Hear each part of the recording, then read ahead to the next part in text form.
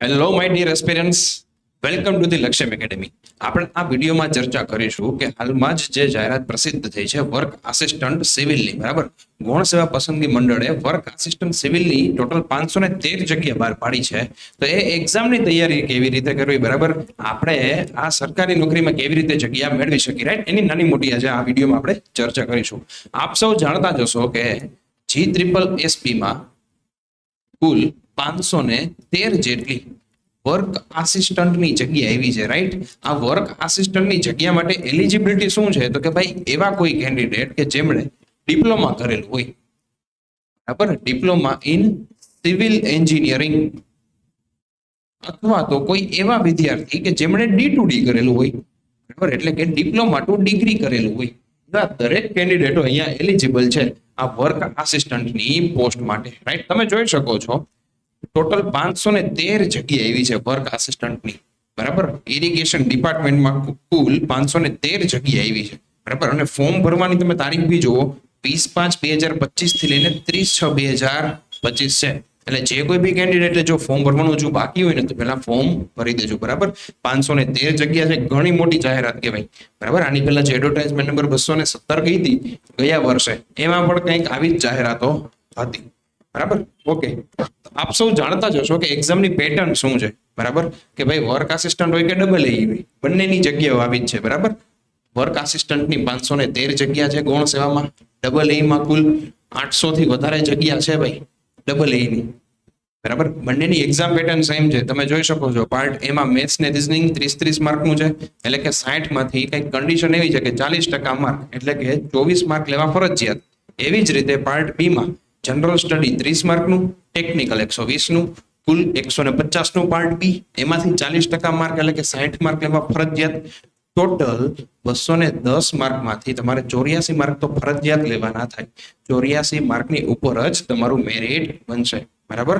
Total એક્ઝામનો સમય છે ભાઈ 180 મિનિટ, એટલે કે 3 કલાક, કે જેમાં નેગેટિવ માર્કિંગ પણ છે, બરાબર.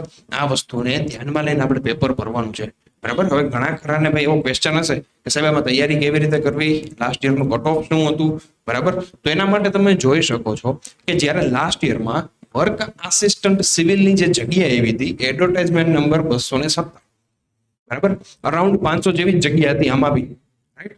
ઓકે, તો એનું તમે કટ ઓફ જોઈ શકો છો કે ભાઈ જનરલ કેટેગરી કોમનનું જે કંઈ કટ ઓફ હતું એ કેટલું છે તમે જોઈ શકો છો આપણે, બરાબર. બીજા કોઈ કટ ઓફની તો હજી ચર્ચા જ નથી કરવી. જનરલ નું કટ ઓફ 116.19 હતું ભાઈ, 116.19. કેટલામાંથી? તો કે ભાઈ 210 માંથી, બરાબર. અને ફિમેલ નું કટ ઓફ તો જોવો કેટલું છે, 210 માંથી જનરલ ફિમેલ નું કટ ઓફ 85 છે, માત્ર 85.44 આઉટ ઓફ 210, બરાબર. આ ફિમેલ માટેનું છે. ઓકે, તો મોટા ભાગના કેન્ડિડેટ્સ ને થતું હશે કે ભાઈ તૈયારી આપણે કેવી રીતે કરવી છે વર્ક આસિસ્ટન્ટ માટે. તો પહેલી વાત તમને એ વાત કરું કે ભાઈ 513 જગ્યા શેમાં આવી છે? તો કે ગૌણ સેવામાં, એટલે કે GSSBમાં વર્ક આસિસ્ટન્ટની 513 જગ્યા છે. આવી જ રીતે ગૌણ સેવામાં ડબલ AE ની, એટલે કે એડિશનલ આસિસ્ટન્ટ એન્જિનિયરની 824 જગ્યા છે, બરાબર. આ વાત થઈ ગઈ ગૌણ સેવાની. આવી રીતે પંચાયત વિભાગમાં, એટલે કે GPSSBમાં પણ વર્ક આસિસ્ટન્ટની 994 જગ્યા છે, હો ભાઈ, બરાબર. એટલે બધું ભેગું કરીને તો ટોટલ છે ને કંઈક એવું છે કે ટોટલ 2300 થી વધારે જગ્યા છે. 2300 પ્લસ જગ્યા ટોટલ છે, પેલી વાત. બીજી વાત, હવે કેવું છે, મોટા ભાગનો માસ હશે ને, જે મોટા ભાગના કેન્ડિડેટ, એ બધાને શેમાં જવું છે ખ્યાલ છે? મોટા ભાગના ને ડબલ એ માં જ જવાનું થશે, બરાબર. મોટા ભાગના ને આની જ ઈચ્છા છે. શું કામ? કારણ કે સાહેબ અહીંયા 50,000 નો પગાર છે, બરાબર. વર્ક આસિસ્ટન્ટમાં બંનેમાં 26,000 નો પગાર હોય છે ભાઈ, રાઈટ. એટલે આપણે તૈયારી તો એની જ કરવાની છે કે આપણે ડબલ એમાં સિલેક્ટ થઈ જાય, રાઈટ. પણ બાય ચાન્સ ન કરે નારાયણ, જો અહીંયા વારો ન આવ્યો તો શું થશે ખ્યાલ છે? મોટા ભાગના જેટલા કેન્ડિડેટ્સ અહીંયા લાગી ગયા ને, એવું બી બનશે કે ઓવરલેપિંગ થાય. ઘણા ખરાના નામ ડબલ એમાં બી હશે ને, તો ઘણા ખરાના નામ એ લોકોના જ નામ વર્ક આસિસ્ટન્ટમાં હોઈ શકે, બરાબર. હવે એ લોકો અહીંયા તો જવાના નથી, એટલે થશે કેવું કે પોસિબિલિટી એવી છે કે ભાઈ વર્ક આસિસ્ટન્ટનું કટ ઓફ છે ને આ ઓવરલેપિંગના કારણે ઘટી જાય, રાઈટ. તમે જૂનું કટ ઓફ જોવો કેટલું છે, 116 છે. આપણે કઈ કટ ઓફ વિશે ડિટેલમાં અત્યારે હાલ ચર્ચા ના કરી શકીએ, કારણ કે પેપરના લેવલ ઉપર કેટલા ફોર્મ ભરાયા, રાઈટ, એના ઉપર આધારિત હોય, કેટલી વેકેન્સીઝ છે એના ઉપર આધારિત હોય, બરાબર. પણ હાલ વર્ક આસિસ્ટન્ટ લેવલે જોવા જાય તો એટલી બધી કોમ્પિટિશન નથી, રાઈટ. મોટા ભાગનો માસ ક્યાંક ને ક્યાંક લાગી ગયો છે. એટલે આપણે પ્રોપર તૈયારી કરીને તો તમે આ કટ ઓફ કે આનાથી થોડા ઘણા આસપાસના માર્કે બી આરામથી લાગી શકો, રાઈટ. આપણે એવું નથી વાત કે ભાઈ 210 માંથી આપણે 116 જ લેવાના છે લાસ્ટ યરની જેમ, બરાબર. પહેલી વાત તો. બીજી વાત, તૈયારી સાહેબ કેમ કરવી, કઈ બુક વાંચવી, તો મેજોરિટી એમસીક્યુ માટે જોવા જાવ ને દોસ્તો, તો અતુલ પ્રકાશનની બુક છે ભાઈ, રાઈટ. આરપી રેથલિયા અતુલની બુક છે. આ તો કરવાની જ થાય છે, બરાબર. બેઝિક છે, તમારા બેઝિક કન્સેપ્ટ છે ને એ અહીંયાથી ડેવલપ થશે. હો, બેઝિક કન્સેપ્ટ છે ને એ આપણા અહીંયાથી ડેવલપ થશે, બરાબર. એ પછી તો કે ભાઈ ગુપ્તા એન્ડ ગુપ્તાની બુક છે, બરાબર. આ થોડીક અપર લેવલની બુક થાય, રાઈટ. ઓકે. એના પછી ત્રીજું છે પ્રીવિયસ યર પેપર, બરાબર. પીવાયક્યુઝ કે જે તમને યુવાની બુકમાંથી બી મળી જશે. હો, યુવા ઉપનિષદની બુકમાંથી, રાઈટ. કે સૌથી પહેલા તમે અતુલની જે બેઝિક કન્સેપ્ટ છે ને, જે બેઝિક એમસીક્યુ છે એ અહીંયાથી ચાલુ કરી દો, બરાબર. અને પછી ગુપ્તા એન્ડ ગુપ્તા છે, ટાઈમ મળે એ પ્રમાણે યુવાની બુક છે, બરાબર. આપણે એવું કહી શકીએ કે આવનારા 3-4 મહિનામાં એક્ઝામ આવી શકે, બરાબર. શું કામ? કારણ કે તમે જોઈ શકો છો કે 30/6 સુધી તો સાહેબ હજી તો ફોર્મ ભરાશે, 30/6 સુધી, રાઈટ. એટલે ઓલમોસ્ટ એમ સમજી લો કે 1/7 તો આવી જ ગયું. હવે એવું તો ન થાય કે 1/7 એટલે કે 7મા મહિનામાં જ પરીક્ષા લઈ લે, બરાબર. ઓછામાં ઓછા 2.5-3 મહિના આપે તો બી તમે ગણો ને તો બી ઓક્ટોબર જેવું આવી જાય, રાઈટ. ઓકે.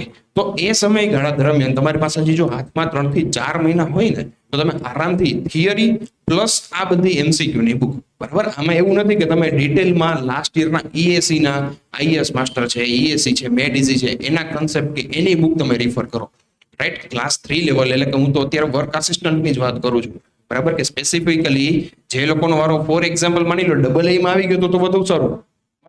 બાય ચાન્સ આપણે ડબલ એ માં નથી આવતા, રાઈટ, તો તમારો જે ડબલ એ માં નથી આવતા અને વર્ક આસિસ્ટન્ટમાં આવવાનો ચાન્સ છે ને એ અહીંયાથી વધી જશે, બરાબર. ઓટોમેટિક તમારું કટ ઓફ વર્ક આસિસ્ટન્ટ નું નીચું જઈ શકે, મોટા ભાગનો માસ જો અહીંયા લાગી જાય ને એટલે.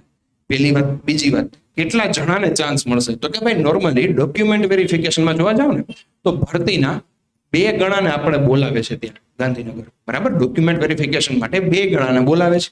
એટલે વર્ક આસિસ્ટન્ટમાં જોવા જાવ ને તો 513 જગ્યા છે, ઓલમોસ્ટ 1000 જણાથી ઉપરને તો ડીવીમાં બોલાવશે. એવી જ રીતે ડબલ એમાં જોવા જાવ 824 જગ્યા છે, બરાબર. અહીંયા જો 994 જગ્યા છે. મેજોરિટી એવું થશે તમે 3 જગ્યાએ જાઓ, એવું બને આપણી સારી તૈયારી હોય ને તો. અને છેલ્લે તમે અહીંયા ડબલ એ લઈને નીકળો, બરાબર. સરખી તૈયારી કરી હોય તો પૂરેપૂરા ચાન્સ છે કે અહીંયાથી તમે નીકળો, બરાબર. આના માટે તમારે માર્ક કેવી રીતે ખેંચવા ને એક ડિટેલમાં તમારે જોવું પડે, બરાબર. આપણે એવું નથી કહેતા કે લાસ્ટ યરનું કટ ઓફ જે 116 માર્ક હતું ને તો આપણે આટલું જ લઈને આવીએ, બરાબર.